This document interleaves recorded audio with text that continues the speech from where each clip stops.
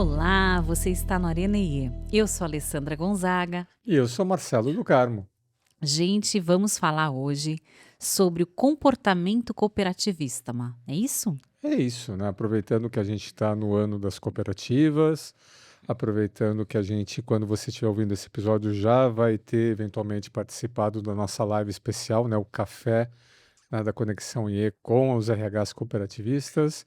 E como a gente se preparou tanto para esse evento, a gente encontrou tanta coisa legal, a gente decidiu fazer esse episódio aqui para falar sobre isso, né, Ari? Muito legal. A gente teve essa ideia de fazer um café online, claro, né? Até a gente poderia fazer um café aberto, né? É, Mas aí não iríamos pegar pessoas de tantas regiões, de sim. tantos lugares, tantas cidades aí do Brasil e do Rio Grande do Sul.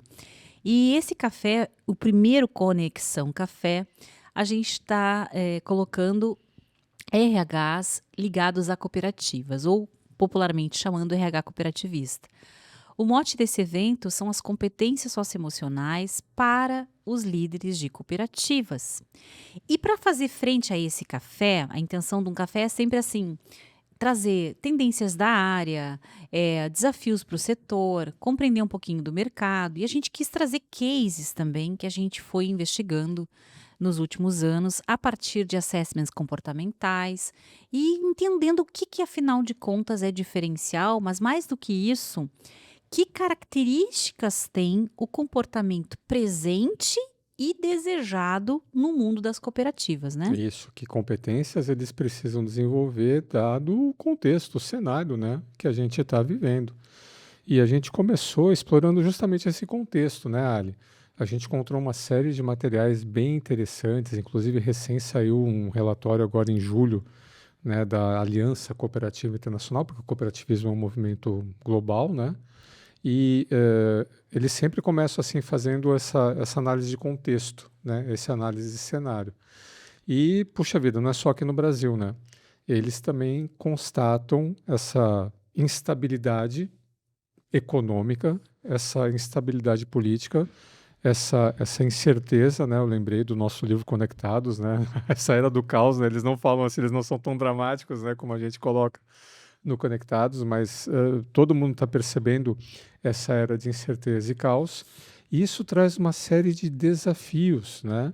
Sabe, outro dia tu estava no fazendo um treinamento lá em Caxias do Sul, né? Quando tu começou com as músicas lá, que você botou a mulherada lá para dançar no treinamento. E em um momento lá tu veio com a música lá do Legião Urbana, né? Que o futuro não será, né? Como é, Índios do do Legião Índios, né? O futuro não é mais como era antigamente. Exatamente. Então, esse o futuro não é mais como era antigamente, eu acho que se eu pudesse resumir, né, esse capítulo de análise de cenário, eu usaria essa frase.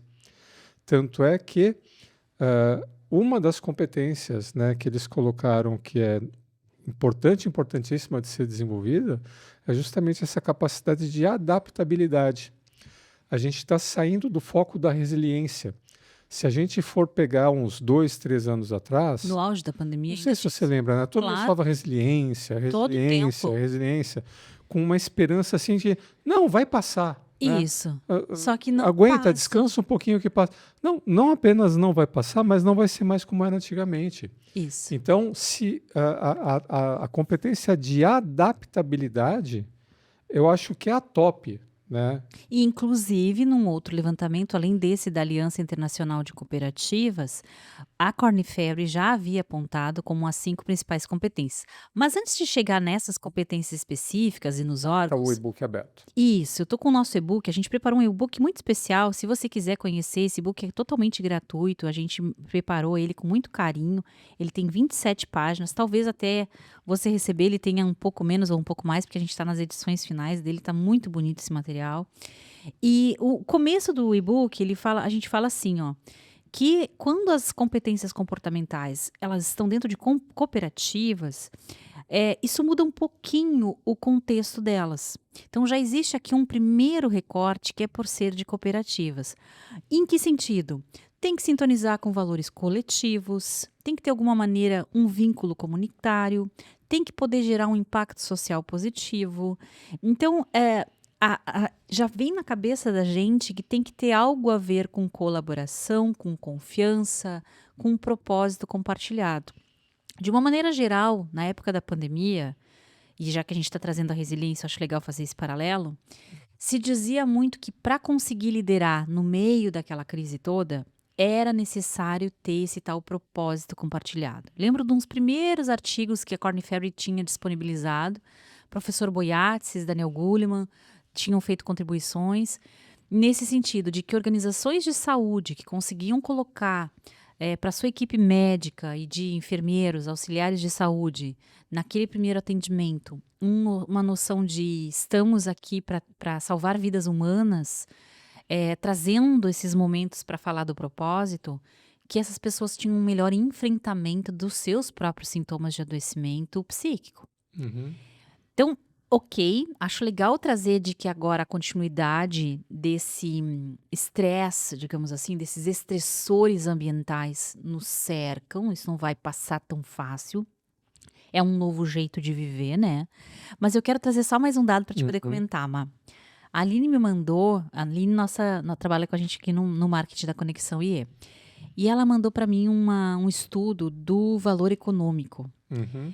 sobre a vulnerabilidade limitada, de como a saúde mental ainda é um tabu. Eu quero pegar primeiro esse gancho. Tá. E olha só os dados que tem aqui, ó. Diagnósticos de estresse, ansiedade e burnout nos últimos 12 meses. E é absurdo, assim, os dados que a gente enxerga aqui. Tipo assim, usa medicação para lidar com estresse, ansiedade ou burnout. Dentro dessa pesquisa, 52% dos líderes usam medicação para lidar com estresse, ansiedade e burnout e 59% dos liderados. Isso é uma pesquisa da School of Life, tá? Claro, esses dados não são só do Brasil, né? Uhum. Então eu tenho comentado que a pandemia deixou uma segunda pandemia, que é a pandemia mental. É a pandemia do como as nossas mentes colapsaram, estão colapsando ou colapsaram, diante de tantas mudanças e de tantos desafios que a gente está lidando. Então eu quero que tu comente um pouco isso, Má. Como é que tu tá lendo isso? Dentro do contexto das cooperativas, ok, mas mais assim nessa coisa macro. Eu acho que o contexto das cooperativas, Ali, ele amplia essa visão, essa percepção e traz assim uma carga emocional ainda maior para quem lida com isso. Deixa eu tentar me explicar. Ah, essa abordagem cooperativista, digamos assim, ela, ah, traz, né, ela deixa imprescindível um tipo de visão que a gente lá na década de 80, na década de 90, quando a gente estava assim aprendendo a fazer planejamento estratégico aqui no Brasil, a gente falava assim, uau, né? Porque o planejamento estratégico falava, para que lado que vai a minha organização? Né? Para que, o que pode acontecer? E você tinha assim uma visão muito eu comigo mesmo, né? Então você tinha uma visão de futuro, geralmente era do patriarca ou do fundador, que a gente até brincava se era visão, ilusão, alucinação. E aí, quando começou a vir as escolas de planejamento estratégico, falou: olha, tu não está sozinho, a sua empresa ela está envolta na sociedade. Se você quer saber o que vai acontecer com a tua empresa, tenta prever para onde que a sociedade está indo. Claro. Quais são as tendências, né? Quais Assim são os como nós, anseios, né? quais são as expectativas. Aham. Então, não adianta eu querer fazer um planejamento da Conexão IE separado dos segmentos que a gente atende. Então, para eu entender do meu negócio, eu preciso entender do negócio do meu cliente. O pessoal falava, uau, né, que legal isso, que inovador, que fantástico. Para as cooperativas, isso é nato. Uhum.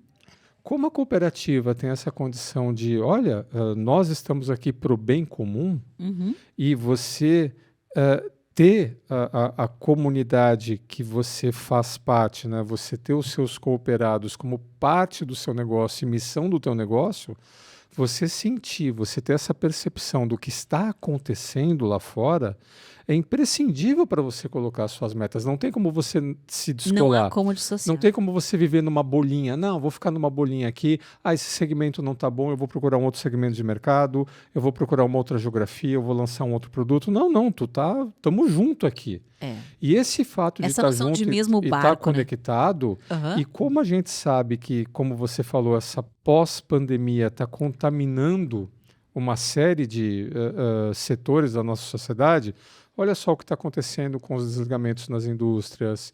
Isso acarreta problemas financeiros, isso acarreta redução no cuidado à saúde. O que está acontecendo com as cooperativas agrícolas, com as cooperativas que fornecem crédito agrícola. Então, todo esse cenário que está, digamos assim, assolando e oprimindo os mercados, né, que são atendidos ou onde essas cooperativas atuam, quando o camarada que é responsável por fazer análises e tomar decisões, né, definir estratégias, definir rumos para as cooperativas, ele se banha, ele se abastece dessas informações, nossa, eu diria que é um ônus maior do que para um camarada que atua numa indústria ou num segmento de mercado não com essa abordagem cooperativista. Então, eu acho que é um desafio muito maior, né, quando o camarada está na cooperativa. E aí, esse dado aí de 50%, sei lá, se fizer um recorte no Brasil, né, porque isso é um dado internacional, né? Se fizer um recorte no Brasil, se fizer um recorte, né, em outras economias, isso pode ser assim muito mais complicado para nós. Porque a gente tem um fator aqui, Ali, que é o fator de escassez. Eu estava ouvindo uma análise, né, toda essa questão do Brasil com os Estados Unidos, né, Das taxas. das taxas, da taxação, etc. Eu estava vendo um camarada fazer uma análise do quanto isso pode representar aqui para nós. Então, o cara pegou a África inteira, o continente africano. No norte da África, tem muitos dos países do norte da África que são dos países mais pobres do mundo. Tá? Tem uma faixa de pobreza ali junto ao Equador, porque no Equador, ninguém vive ali no Equador, né? Então tem uma faixa de pobreza ali. Mas são 56 países, se não me engano, na África. Se você juntar o PIB de todos esses países, dá 3 trilhões e qualquer coisa de dólares. Todos os 56 países. O PIB da França é maior do que todos os países da África juntos. Nossa. O PIB dos Estados Unidos é 10 vezes isso. E o comércio externo dos Estados Unidos é em torno de 10% desse PIB. Então, olha a força do mercado interno dos Estados Unidos. Nós que estamos à periferia desse supermercado, né, e se você juntar Estados Unidos, China, etc., etc., a gente está inserido numa escassez, né, de recursos. Aliás, a economia é a arte de você lidar com a escassez, né, de recursos, que coloca uma pressão muito maior.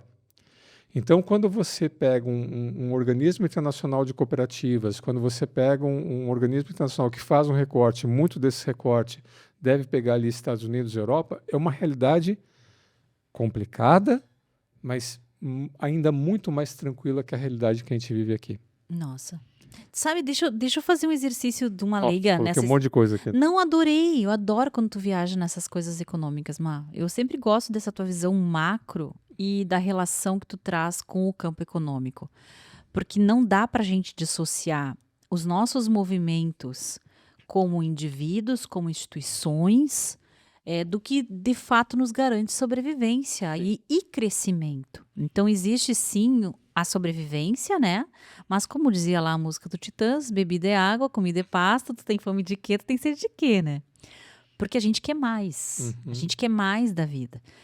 Então o que tu tá trazendo, eu enxergo, e daí talvez seja eu uma otimista um pouco, sei lá, inveterada, né?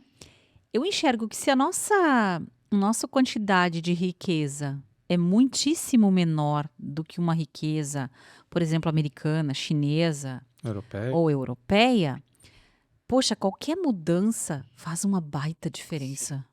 Esse é o ponto. O potencial de melhoria é gigantesco. Uhum. Porque se tu pegar 1% que melhore, uau! Imagina o que faz 1% da economia americana ou europeia se deslocar para uma riqueza nossa, sabe? Ou contribuir para nossa riqueza.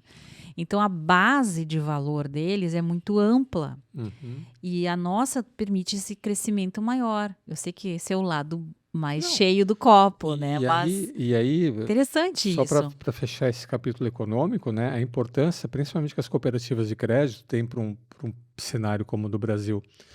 Quando o pessoal questionava o capitalismo lá, na década de 90, né, uma das vertentes que saiu, né, que é o capitalismo social, lá na Índia, era justamente o microcrédito.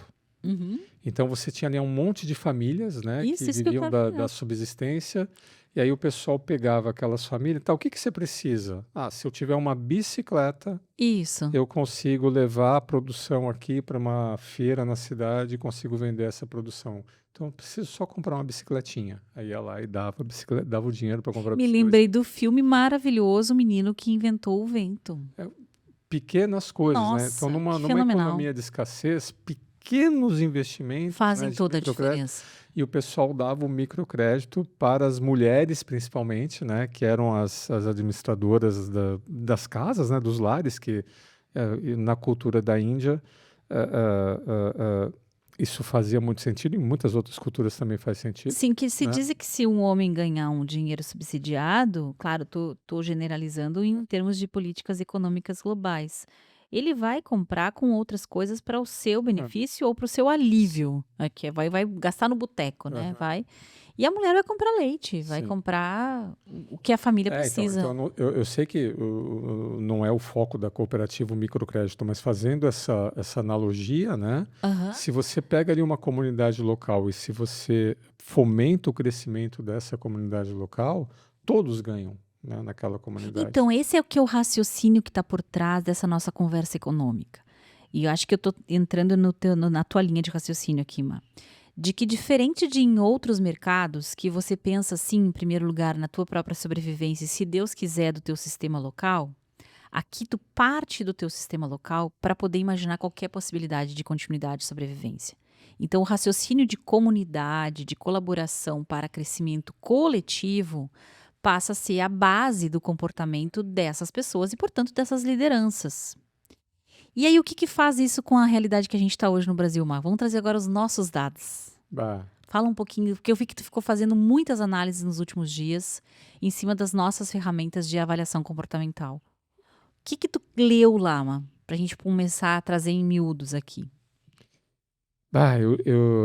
a gente usa uma das ferramentas que a gente usa, né, o perfil O comportamental. Profiler. Talvez você explique para quem não conhece os quatro Então, quadrantes isso, o do perfil. Profiler, gente, é um dos assessments que a gente utiliza na Conexão IE. Ele mede, como o próprio nome diz, ele é um perfil de comportamento baseado na metodologia DISC, né?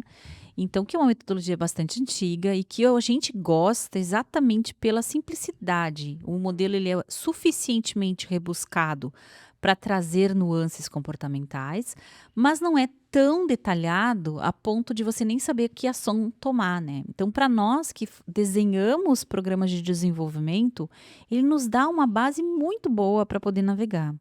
Já fica aqui o nosso elogio aí para Solids, porque realmente vocês arrasaram com essa ferramenta. Ficou muito boa a interpretação que o Disque de vocês consegue fazer. E aí, então, portanto, na metodologia diz que tu vai ter o que aqui no Profiler é traduzido como o executor, que seria o dominante, né, no DISC, em que a pessoa tem uma grande tendência, ou não vou nem usar a palavra tendência, ela é mais fácil para ela, Predisposta. predisposição, obrigada, Ma. Ela tem uma predisposição maior para ação, para execução, como a própria palavra diz. Então, ela tem uma energia mais intensa, mais focada em resultado. É, sem dúvida, muito se pensa que é uma característica principal de liderança. Não é a única, especialmente aqui numa cooperativa, que fique claro, né? Porque não pode ser só foco em resultado. E, claro, aqui tem todo esse dinamismo Uhum. que essa energia de resultado traz e que é extremamente importante, inclusive para multitarefas. A pessoa consegue se organizar em diferentes frentes, né? Uma motivação para ação muito grande. Depois você tem o perfil I, que seria o influenciador, que no Profiler vai se chamar comunicador. O comunicador, ele é esse cara que, ó, essa cara, né, essa pessoa, ou esse perfil de pessoa, que tem uma disposição maior para interação social, para os relacionamentos, para as trocas, para fala, sim, na Uhum. comunicação, né? Mas para essa articulação humana. E, portanto, se tu junta um amarelo com um vermelho, tu tem um vendedor nato, tu tem um cara focado em relacionamento. É muito importante dizer que ninguém é puro um só, tá, gente? Eles Uhum. são como se fossem grandes arquétipos comportamentais, essa que é a verdade, né? Sim. Ninguém é só uma coisa dessas, a gente é uma misturinha deles. Aí o terceiro grande cluster, ou o juntado de comportamentos, seria o que no diz que é o S, que no diz que tem a ver com stability ou com algo que se mantém mais no decorrer do tempo, e que no profiler vai chamar planejador, exatamente porque é uma pessoa que ela tolera mais a instabilidade, a mesma discórdia, ela é aquela pessoa que pensa um dia antes de tomar uma decisão, ou até 2 dias, ou quem sabe uma semana. Então por isso que ele planeja mais, ele consegue ganhar uma perspectiva de observação, de escuta, de análise, de empatia, com maior facilidade. Então ele é uma pessoa muito legal para justamente estar numa posição de suporte, de escuta, né. E o A, que seria desculpa, o C do DISC, que seria conformity, no profiler vai chamar analista. E aí que a gente já com a palavra já fica fácil de entender. O que que é um analista? A pessoa que tem um certo olhar minucioso sobre as coisas, com facilidade inclusive para fazer uma análise de risco, com uma maior organização e detalhismo. Então, coisa boa se a gente pudesse ter um pouquinho de cada um a partir da tarefa que a gente faz.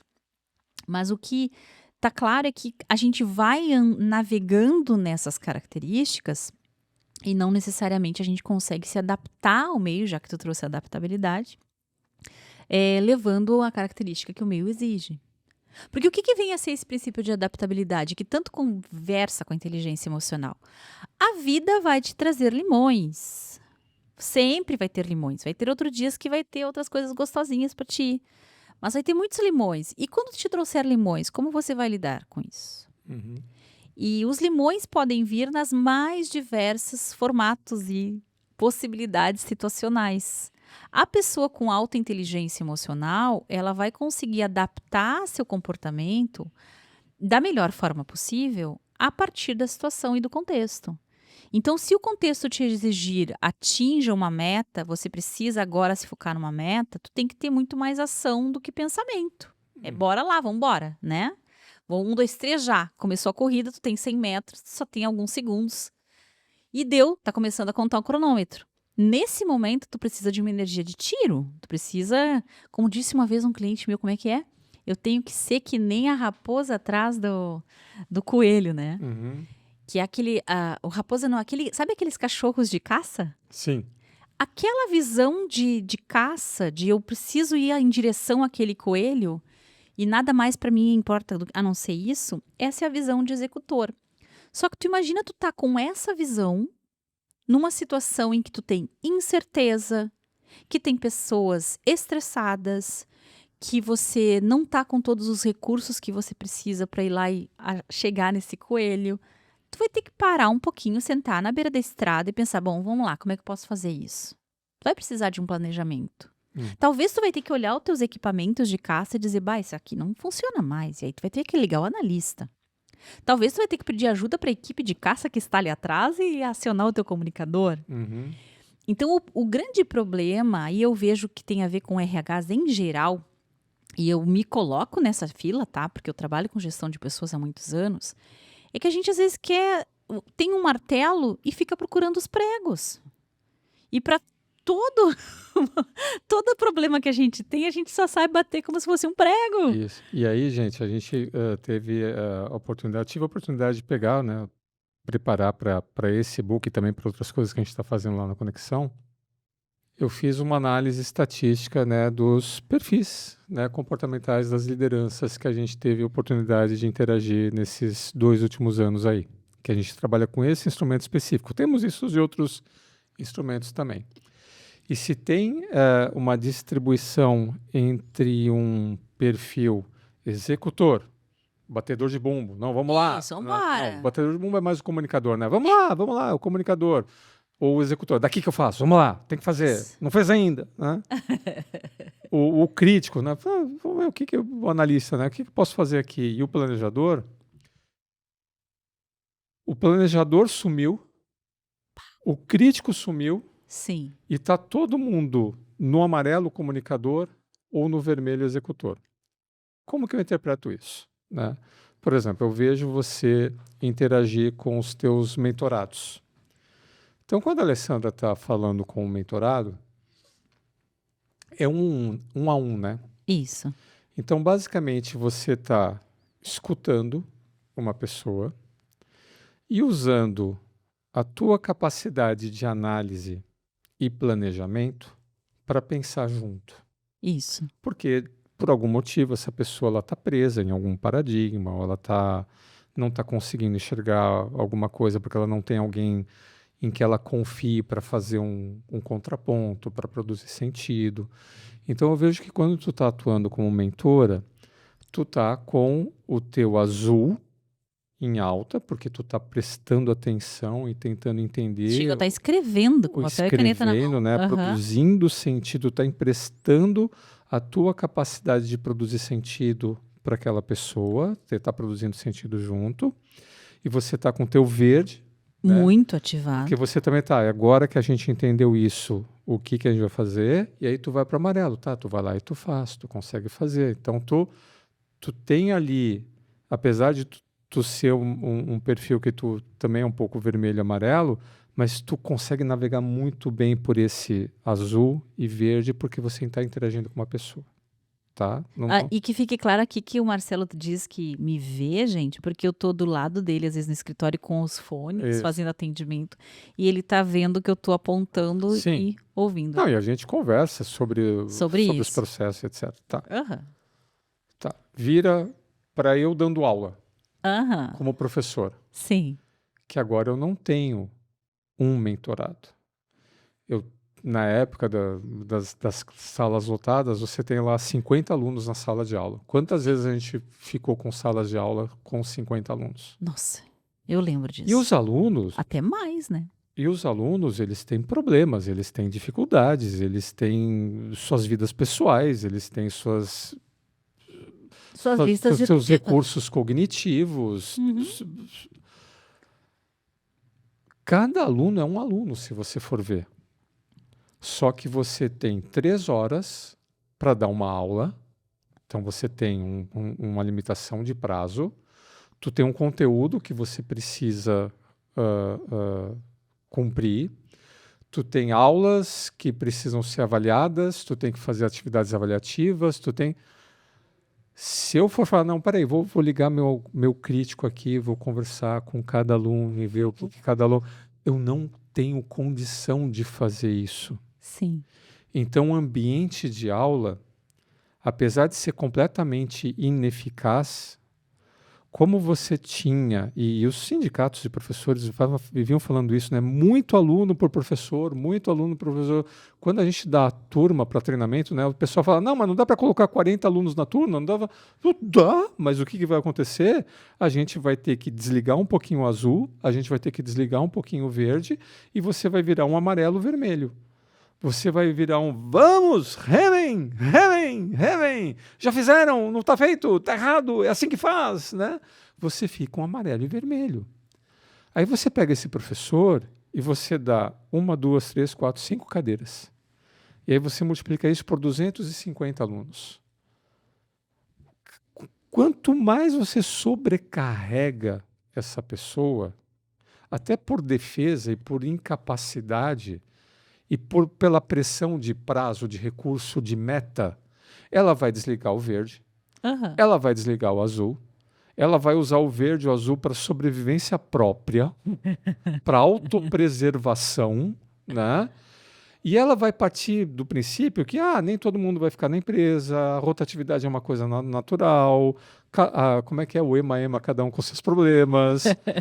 Ah, essa sobrecarga de tarefas, de metas, ela induz a pessoa a desligar o azul, desligar o verde, ou focar para a sobrevivência própria e a pessoa ela se abrigar ou no vermelho, quando eu falo, daqui que eu faço, ou no amarelo, vamos lá que a gente consegue. Né? E é o que acaba acontecendo nas organizações. Você tem líderes com muitos liderados, com muitas tarefas, com muitas funções, com muitas metas, com muitos indicadores, com muitas reuniões, com muitas prestações Ai, de as muitas contas. reuniões são uma queixa constante. As pessoas estão no modo de sobrevivência, já devolvo para ti, no modo sobrevivência ou no modo brigada de incêndio? Eu adoro esse termo. Então vamos lá, modo sobrevivência ou brigada de incêndio. Vamos absorver essas informações aí. Hoje eu tô muito no verdinho, mano. Tá até de verde. Eu tô Reflexo muito devagar hoje, eu tô muito calma. Tava fazendo tai chi de manhã, fiz meus exercícios e tal. Então, sim, eu acho que é isso mesmo. Estamos com um perfil meio brigada de incêndio e, portanto, muitos amarelos e vermelhos, porque geralmente nos perfis, gente, há uma díade, né? Uma combinação dupla desses 4 fatores. Eu tenho mais um elemento a trazer, Má, em cima dessa coisa que tu trouxe da reflexão do professor e da sala de aula. Às vezes a gente faz facilitação de grupos, né? Não trabalhamos só com indivíduos. Pequenos grupos. Vamos lá. Eu já trabalhei com 9, com 20 e já trabalhei com 80. Me lembro que teve uma turma que a gente fez no início desse ano, em que tu vai te lembrar, não vou dizer aonde foi, mas que a gente teve que fazer rodadas que era um salão de gente fazendo uma atividade que durou 4 horas. Sim. Dá para fazer com 8, dá para fazer com 20, dá para fazer com 80. Só que as abordagens de aprendizagem são muito diferentes. E aí é que eu entendo que quando a gente fala em desenvolvimento comportamental, tá acontecendo uma baita confusão no mercado. Eu vou te dizer algumas coisas que eu percebo que são caminhos tortos que eu tô vendo se disseminar. E, de novo, eu só tenho a minha perspectiva. Pode ser que isso seja um recortezinho da realidade brasileira. Mas depois você tá ouvindo aí, me conta se eu tô tendo uma visão que você também vê.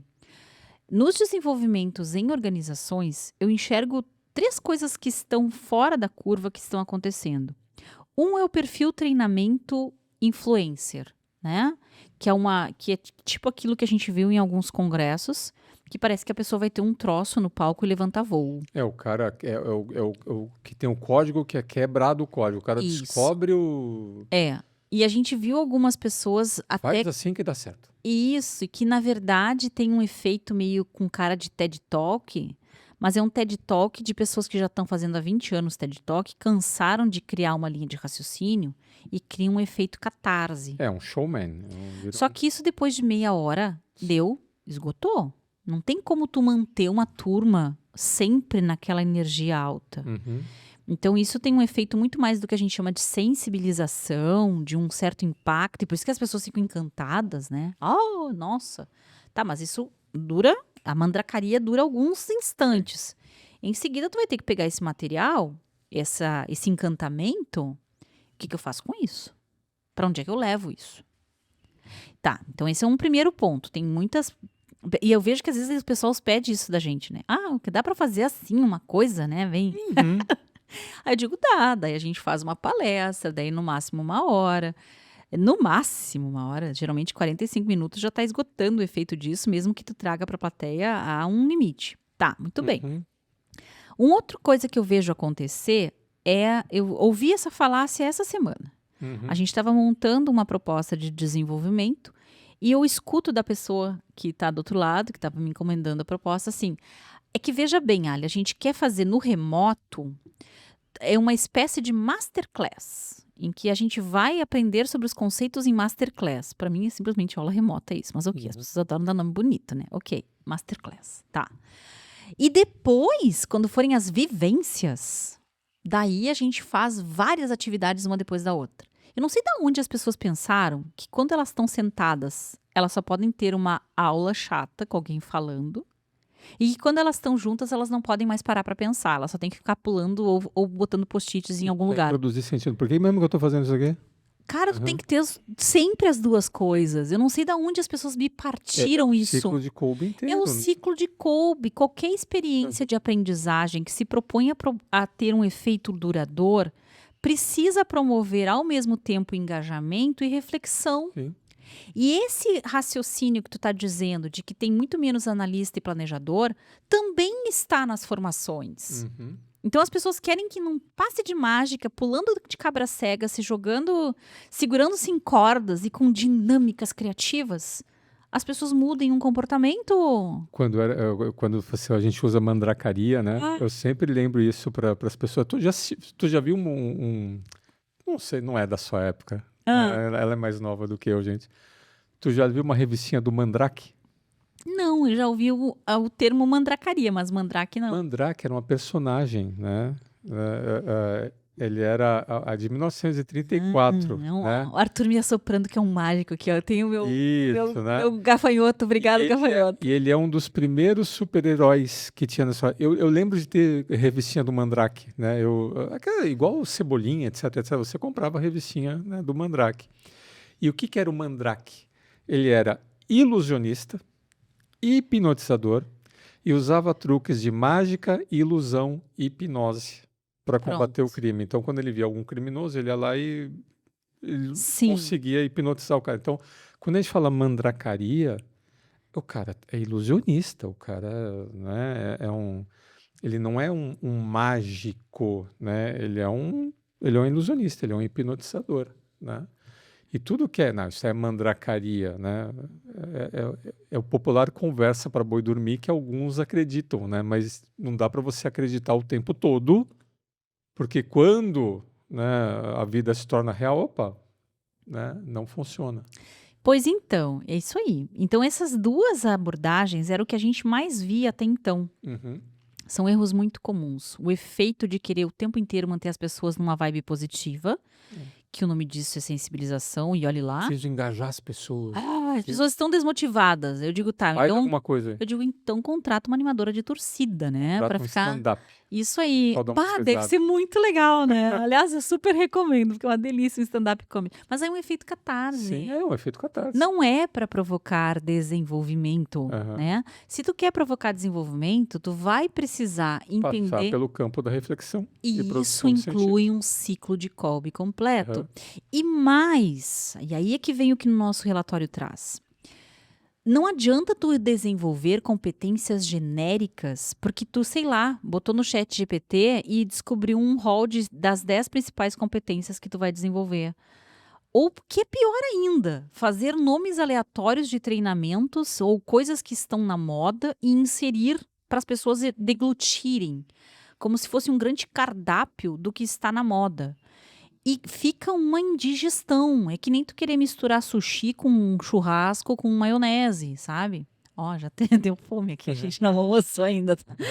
Mas assim, eu vejo que às vezes as combinações dos programas de desenvolvimento, tu diz, mas como é que essa coisa junta com essa outra aqui? E o que é pior, ainda juntam uns 10 facilitadores diferentes, um de cada pelo, no sentido um de cada abordagem teórica. Um manda cuidar com um determinado controle, com métricas, com, sei lá, dados, fatos, uma pessoa que seja mais parametrizada. O outro é o tal do Mandrake, chega lá e abre um círculo e manda todo mundo queimar medo, sei eu. Eu adoro fazer essas coisas, então por isso que eu me botei nesse outro lado aqui. Cara, o que especificamente tu tá querendo desenvolver? Então aí, independente do facilitador, o teu colaborador, o teu líder, tem alguma noção de jornada? Ou tu tá fazendo soluços de desenvolvimento que, na verdade, só criam mais ansiedade nas pessoas? E uma sensação de o que querem de mim, afinal de contas. Então, eu tô sentindo, assim, que talvez por a gente estar há tantos anos trabalhando com isso, antes a gente chegava nas organizações e elas tinham uma base, seja de uma pesquisa, geralmente alguma pesquisa de clima, algum assessment prévio, algum levantamento que foi realizado em alguma grande reunião de búfalos d'água, como tu gosta de chamar, né? Que essas reuniões das grandes lideranças. Precisamos ir para essa direção. Ah, tá. Então vamos desenvolver pessoas nessa direção. Agora, quando tu não tem norteadores e quando tu tem coisas da moda que são colocadas num menu corporativo, nossa, mano. Então eu acho que esse relatório, os cases que a gente traz no final, Uhum. eles vão muito nessa direção. Claro, como a gente comentou aqui no começo, a gente focou nessa ferramenta da Solids. Mas poderia ser tantas outras. Ferramentas tem Qualquer, muitas boas. qualquer ferramenta que promova autoconhecimento e reflexão, Já é né, uma base. é uma base para você focar um desenvolvimento. É. E eu gostei muito também, Ali, nesse relatório, das 5 competências lá da Korn Ferry. Tá, conta quais são aí. Isso a gente Porque comprometeu assim, que tu ia estava falar. justamente falando não adianta botar competências genéricas, etc, etc. Sim, E eu gostei aqui que o pessoal foi na base. isso. Adorei Na também. base, né, dessa era de incerteza, dessa era de caos, dessa era que tem toda uma nova geração entrando no mercado e está tendo um conflito geracional aqui, né? E a gente vê isso nas redes, isso vira meme e já perdeu a graça, né? Essa Já. que é a verdade. Aham. E as empresas estão falando, tá, é um problema sério, como é que a gente vai fazer isso? Então eu gostei dessas 5 competências, eu vou começar aqui, tá? Eu comento e você comenta também. Tá. Vou começar pela empatia. E aqui a empatia ela tem que ser compreendida como, por exemplo, isso que você está trazendo, né? Tu falou, olha, é a minha ideia, né? Tu começou a falar, né? É a minha ideia. Não sei se você percebe a mesma coisa. Se eu não percebo a mesma coisa, eu falo, não, a Alessandra tá louca. Aham. Eu tenho que ter a capacidade de ter empatia Aham. para compreender o porquê que a Alessandra está pensando o que ela está pensando. Isso. Eu preciso conseguir me conectar, porque se eu decidir te ignorar, falar que você está louca e simplesmente fechar esse canal, né, para receber esse conhecimento, essa experiência tua, nossa, a possibilidade de eu dar murro em ponta de faca, de eu ficar tentando reinventar a roda, ou tentar ficando batendo a cabeça na parede, é muito grande. Ai, deixa eu fazer um parêntese disso da empatia, então, uma Uhum. coisa muito cara pra mim que tá acontecendo ultimamente. Tu me passou um post esses dias, a gente fica se passando coisa pelo Insta. Não sei se vocês fazem isso, gente, de gostar de um post, de uma ideia, de uma reportagem, enfim, e passar, né? E eu e o Marcelo, a gente fica se passando quando encontra essas coisas. E tu me passou um negócio que eu achei muito legal, que era uma mulher falando sobre o desafio da geração Z chegando no espaço de trabalho. E não é que a gente goste de bater na geração Z, pelo amor de Deus, até porque tem muitas coisas que eles estão nos fazendo enxergar, tá? Mas eu achei isso muito interessante. Ela disse que o grande desafio para a geração Z era falar com estranhos. Uhum. Eu achei tão simples e tão eficaz esse entendimento. Porque sim, a gente nos anos 90, por muitas ocasiões da vida, falava com pessoas totalmente estranhas. Eu me lembro eu lembrei exatamente disso. A gente trouxe aqui a Camila, eu trouxe na semana passada, tá no nossa lista de vídeos lá do Orenier. Camila De Favre, maravilhosa, delegada. E ela morou em Londres. E eu também. E eu me lembro de ter chego lá, eu não havia outra maneira de acessar a casa que eu ia morar. Eu tinha um papel e um mapa na mão. Eu tinha que falar com as pessoas. E todo mundo esperava que pessoas perguntassem onde é que é a rua. Era uma coisa comum de Sim. acontecer, alguém chegar numa esquina e te dizer, "Tu sabe onde fica tal rua?" E tu ia conversar, seja pedindo por direcionamento ou o que fosse. Então a gente não via isso como algo estranho. Agora corta para 2025 e você tem 22 anos de idade e tu tá no teu primeiro emprego e de repente todas as pessoas ao teu redor são estranhas. Sim. E é o teu primeiro dia de trabalho. E tu espera que as pessoas cheguem até você. E mais, que elas cheguem pelo celular até você. Uhum. E não abertamente até você. Então, claro, de novo, tô fazendo uma visão genérica. Mas vamos cortar para essa questão da empatia agora. Então, a empatia é mais do que eu te escuto. É eu te escuto e eu consigo conter a minha vontade de dizer se está certo ou errado. Eu consigo te ouvir o tempo suficiente para tentar entender a tua realidade. Não preciso concordar contigo, Preciso concordar mas contigo, entendi. mas te entendi. Uhum. Caramba! Olha a dificuldade de fazer isso hoje em dia, mano. Não, e você ter empatia hoje em dia, nesse contexto de incerteza, de caos, você negar essa competência de empatia é você ter uma biblioteca cheia de livro que você não abre. É, Porque cada estranho vai, digamos assim, a tua percepção, né, que você consegue acessar, é a história que a gente estava contando aqui dos sábios cegos e do elefante, é, né? Os sábios falam, não, o elefante é isso, o elefante é aquilo, tal. Escuta, conversem entre vocês, né? é. Formem uma visão, uma consciência de grupo, né? Então, você não tem empatia, é você desperdiçar um recurso de uma pessoa que é tão valiosa quanto, ou até, pode ser até mais valiosa que tu em termos de experiência acumulada, de vivências. A gente sabe que a grande capacidade de você criar e adaptar e inovar é sempre baseada em adaptações e improvisações a partir da tua experiência Do acumulada. teu repertório. Uma pessoa com um repertório maior tem mais recursos para inovar, porque a inovação não é uma coisa que chega, né? Ah, E desce, abre os céus, né? E vem um raio de luz do infinito. Fala, não, é o teu repertório. Quanto mais repertório, mais capacidade de inovação. E você não vai conversar com essa pessoa. é. Então, a empatia é fundamental. E as pessoas ainda acham que empatia é uma coisa fofinha, É. né? Para não matar o coleguinha. Não, Não, não, é para captar exatamente um campo de é para conhecimento. ampliar, exatamente. É. Você usar empatia é a mesma coisa que você acessar o Google. E você, e ainda é mais crítico, né, Má? Por que que é tão difícil ter empatia hoje? Porque como as pessoas, elas não praticaram esse campo interacional por anos, a pandemia nos fez esse grande favor, né, de nos apartar uns dos outros, acabar com as conversas para simplesmente jogar conversa fora. Quem é que hoje se reúne para jogar conversa fora? Vamos lá.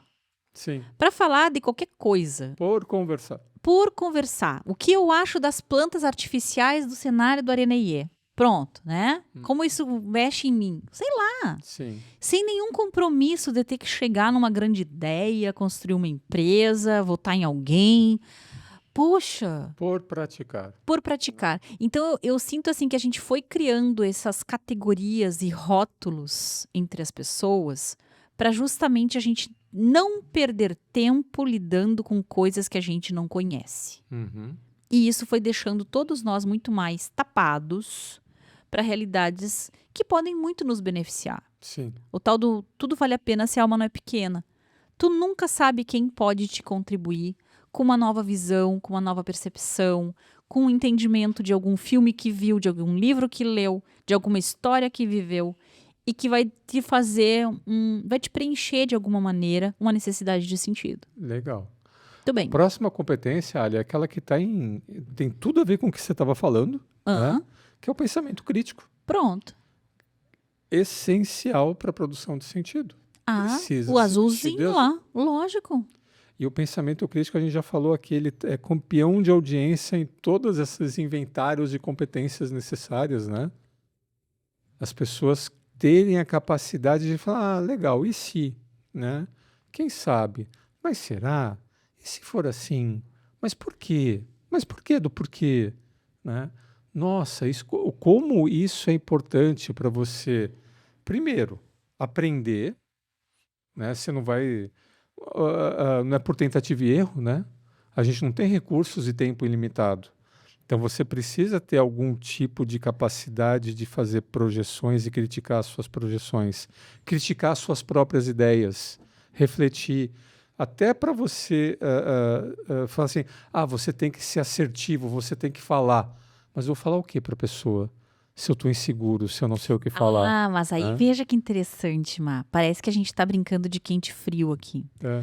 Porque a empatia, ela é considerada uma habilidade mais do coração, da interação. E o pensamento crítico é uma habilidade muito da mente superior. E que as pessoas começaram a ter muito medo disso. As pessoas confundem pensamento crítico com julgar pessoas, Claro, nada a com ver. opinar nas redes sociais. Onde é que a gente está usando o nosso pensamento crítico, acabando com ele, dilapidando ele? Em comentários idiotas para o seu de jejum, Uhum. né? Então a gente vai lá, abre o celular. Quem nunca ficou perdido em algum post polêmico só para ler os comentários?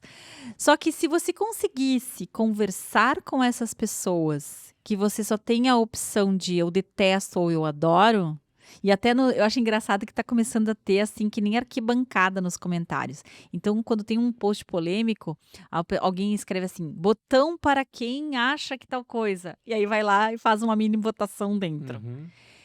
Então, eu tenho a impressão que a gente tá com tanta falta dessa habilidade, exatamente pelas opções extremas. E as pessoas confundirem que pensamento crítico é criticar. Não, Não, só que não. é você questionar pressupostos. Não é o quê, mas por quê, mas como, mas faz sentido isso, não faz sentido isso? Vamos ver diferentes pontos de vista, diferentes stakeholders, passado, presente e futuro.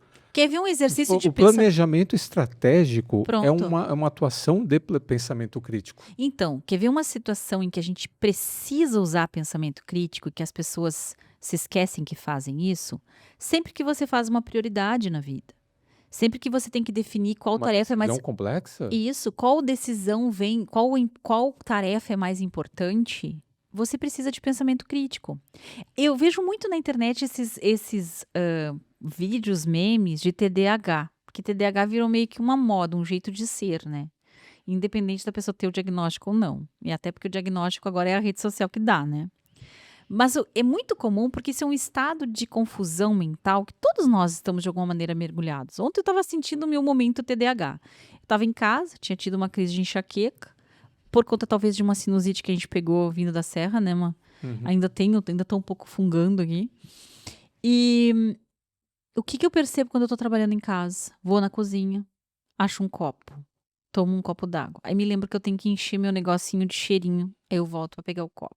Aí eu saio do copo, vou lá no meu trabalho. Aí eu me lembro que eu tinha ido na cozinha pra pegar outra coisa que não há. E assim tu Uhum. fica vendo uma coisa e tá cheio de vídeo mostrando isso, que é esta perda de senso de prioridade. E que tem a ver, sim, com estados ansiosos. A ansiedade adora brincar de procrastinar e de achar tarefas intermediárias em cima daquela que você está tentando evitar. Eu me lembro de um meme de um autor, eu me esqueci o nome do livro dele agora, ele é fenomenal, mas ele fez um stand-up comedy apresentando os livros dele. Tu lembra desse cara, Má? Uhum. Que ele disse: eu sou tão bom em procrastinar que eu estaria procrastinando agora se não tivesse, né? Aliás, que eu tô procrastinando aqui um livro que eu tinha que estar escrevendo Aham. agora. Exatamente. Muito bom. Então a gente tá procrastinando aqui alguma coisa que a gente tinha que estar fazendo, né? Má? Então, por que isso? Porque a gente não exercita o pensamento crítico? Uhum.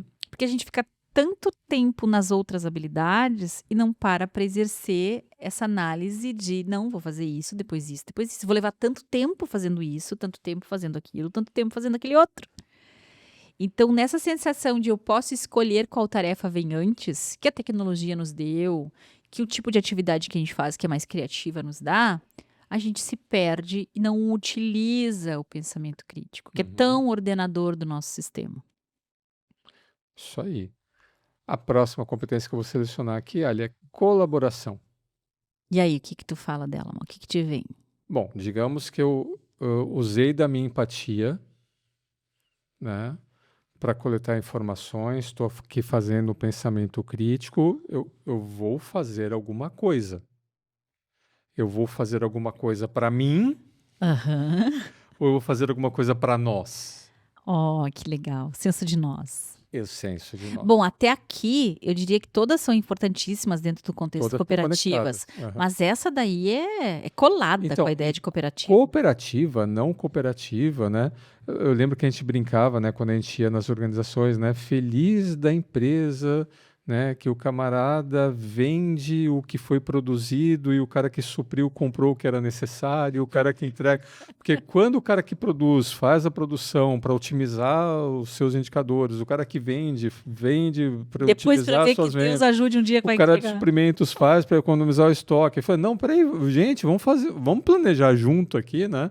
Então, o planejamento operacional, ele surgiu nas organizações justamente porque essas áreas precisam colaborar, e colaborar Senão elas é pensar num todo. senão fica que nem aquele horror que se fazia antigamente, pegar uma pessoa por várias pontas e puxar em E, carros de boi. e aí, Estraçalha. a gente já viu isso várias vezes, Ali. Sempre que a gente está em períodos de crise, E nós estamos, sim, vamos admitir, a gente está passando por uma crise política, econômica, geopolítica, de valores, de costumes, a pandemia de saúde mental, né, como você está falando.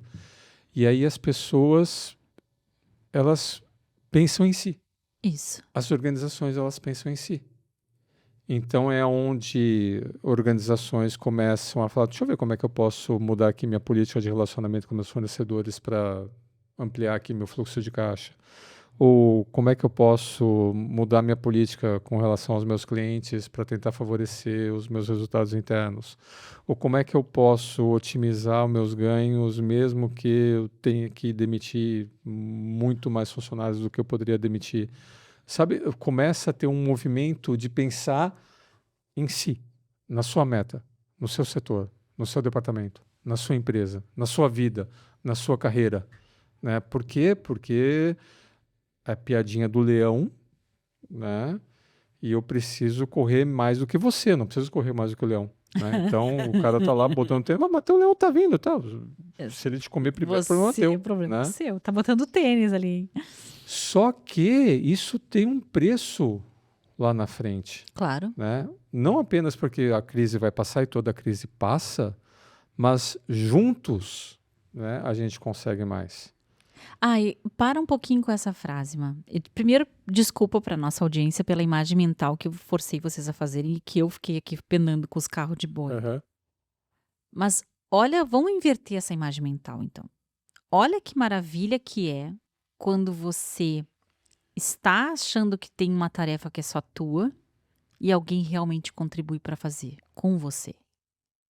E mais, a sensação boa que tem quando você contribui com a tarefa de alguém e alguém olha para ti e diz assim, bah, se não fosse a tua ajuda eu não teria conseguido. Então, essa sensação de colaborar, ela cura quem oferece e quem recebe. Uhum. É impressionante como faz bem pra gente essa sensação de que a gente não está sozinho. Não à toa, uma das feridas emocionais do ser humano é o abandono. Outra, a rejeição. Então, se você consegue colaborar, você está curando duas feridas de cara, Uhum. né? Você está aceitando esse ser humano na identidade dele, na individualidade dele, no jeito de ser dele e de fazer as coisas também, né? Porque cada um tem um ritmo, um jeito de fazer uma tarefa, pensando na colaboração. Mas também você está aceitando, você está dizendo, eu estarei contigo. É quase como uma carta futura de, olha, não vou te abandonar. Tamo junto nessa. É. Então, tem um poder muito grande isso num É. momento como esse que a gente está E vivendo. quando a gente está numa crise, todo mundo fica assim, tá, onde é que tem desperdício? Onde é que não está funcionando? Cadê o onde? E aí a tendência é você separar, departamentalizar, colocar indicadores e metas para tentar espremer ao máximo, né, de todas as áreas. E aí tem aqueles absurdos, como a gente comentou outro dia no podcast, o cara lá de vendas, né, ganhando o seu bônus porque ele atingiu as metas e o cara da produção não ganhando os bônus porque ele não atingiu as metas. Então, só que se esse cara não tinha produzido, esse cara aqui não tinha vendido. Claro. E como assim? Né? Perde-se essa conexão, essa noção dessa conexão. Uhum. E nas cooperativas isso é mais interessante porque não tem como dissociar a cooperativa do cooperado, né? Do mercado em que ela atua, né? Pá, Dos stakeholders que ela atende. Tu me fez fazer uma reflexão muito boa, Má. Vamos lá. Só para revisar o que a gente já falou até aqui. A gente já falou agora nessa Da pegada empatia da empatia, do pensamento crítico e a da gente chegou na cooperação. colaboração. Até aqui, a gente não tem quase nada daquela presença do vermelhinho, certo? Porque tanto a empatia, muito pouco, quase nada, né? A empatia, até existe uma empatia acionada, que é a empatia compassiva, né? Ela é muito ligada à ação. Então, quando eu tô, por exemplo, num mutirão de ajuda, eu tô no vermelho e tô com empatia. Mas são situações muito específicas. Não é o Não é o foco core dele. O pensamento crítico também não combina com o vermelho. Ele é muito azul. Ele parou, sentou, pegou uma prancheta e começou a analisar. E a questão da colaboração é uma força muito verde. Sim. Muito verde. É muito de Vamos fazer Faz junto. tudo sentido. No universo amarelo e vermelho, a gente precisa de azul e verde. Isso. Até dá pra dizer que a colaboração pode pegar um megafone e dizer, vamos fazer alguma coisa, gente, e daí fica amarelo também. Beleza. Então veja que até agora a gente quase não tem do vermelho. A próxima competência vai ser muito mais amarela ainda, que é a da comunicação. Sim. Então a quarta competência da Korn Ferry é comunicação. E aqui eu já estou avançando ligeiro, mas porque o Arthur me avisou que a gente já está quase chegando aqui no tempo do podcast. Só para você colocar, essa comunicação aqui tem um pouco de azul também, porque nos dois é para ir e para voltar. Isso! Então, explica o que tu quer dizer com isso, Mal. Como Porque assim? não é uma comunicação assim de influenciar pessoas só. Isso. É comunicação Contínua. contínua, né? Envolve também a escuta ativa. E o monitoramento do processo. Isso, então para você, se você de fato quer se comunicar como pessoa, não é só falar. Isso Não, é claro. verborragia, isso é ou ficar os animadores de torcida, né? Aquelas coisas assim. Não, isso não é comunicação. E poder navegar nos diferentes instâncias de um processo de comunicação, que não é assim, fui lá, dei meu recado, fui embora, e nem é eu fui lá, te ouvi, fui embora, que é uma continuidade de trocas de informações num determinado processo. Aí a gente entra numa comunicação que já permeia todas essas três aí, amarelo, verde e azul. Tá, beleza. E o último que fecha é aquilo que a gente começou. Que é adaptabilidade. Que é adaptabilidade. Então a gente fecha as 5 competências da Korn Ferry, chegando nessa grande competência do novo tempo para se viver um comportamento cooperativista que se adaptar aos novos tempos. Eu vou colocar aqui a definição que a gente colocou no e-book. Capacidade de lidar com mudanças e incertezas. Ajustando estratégias sem perder o rumo. E em cooperativas garante essa capacidade de se adaptar às variações de mercado, às regulações, né? Porque as cooperativas também estão toda hora sujeitas a mudanças regulatórias, à introdução das novas tecnologias, né? Então, o futuro não será como era antigamente, né? Então, a gente vai precisar... E olha que importante, né? Já que tem toda essa incerteza que vai gerar uma adaptação, como é que você quer se adaptar? Né? Aos trancos e barrancos por tentativa e erro? Ou com empatia, pensamento crítico, colaboração e comunicação? Perfeito. Né? Então, olha como elas estão integradas e elas são base para o que quer que você queira fazer. Eu acho que tem uma última reflexão que eu faço juntando as 5, além desse grande combo que tu trouxe aqui delas, que é o seguinte: a gente precisa mudar tanto a velocidade das nossas decisões, como o impulso ou a impulsividade das nossas interações. Então, o meu pedido aqui, para quem está nos ouvindo, se você trabalha com RH, se você trabalha com desenvolvimento humano, menos dessa impulsividade, dessa coisa tão de imediatismo de ter soluções. Não tem buracaria, gente. Não existe, não é cruzando pedras incandescentes, como a gente viu em alguns treinamentos, as pessoas passando por pedras incandescentes, ou por vidros. Pode ter um efeito catártico, mas em seguida vai ter um rebote.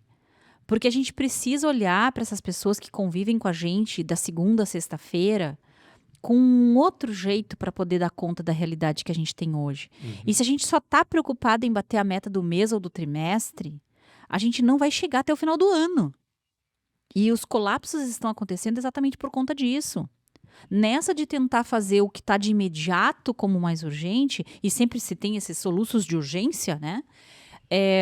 Você não consegue olhar no médio prazo, que dirá no longo.